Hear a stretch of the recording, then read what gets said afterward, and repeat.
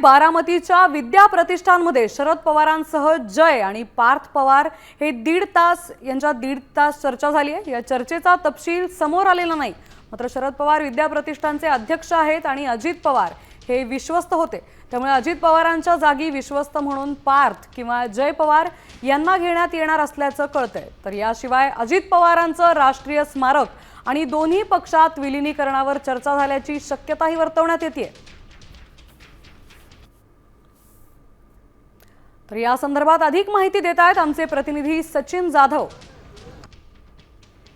उपमुख्यमंत्री अजित पवार यांचं विमान अपघातात निधन झाल्यानंतर बारामतीतल्या विद्या प्रतिष्ठानच्या याच मैदानावरती त्यांचा अंत्यसंस्कार जे आहेत ते करण्यात आले होते आणि त्यानंतर खरं तर या ठिकाणी अजित पवार यांना लाखो कार्यकर्त्यांनी शेवटचा निरोप जो आहे तो दिलेला होता। एकूणच यानंतर आज काही वेळापूर्वी राष्ट्रवादी काँग्रेसचे नेते शरद पवार, पार्थ पवार आणि जय पवार यांच्यामध्ये विद्या प्रतिष्ठानमध्ये एक बैठक पार पडली आणि या बैठकीमध्ये खरं तर अजित पवार यांचं या ठिकाणी एक स्मारक उभा करण्याबाबतची चर्चा झाल्याची माहिती जी आहे ती समोर येते आणि त्यानंतर या ठिकाणी जय पवार यांनी उपमुख्यमंत्री अजित पवारांचं ज्या ठिकाणी अंत्यविधी झाला त्या ठिकाणचं दर्शन घेतलं आणि या ठिकाणाहून ते आता बाहेर पडलेले आहेत।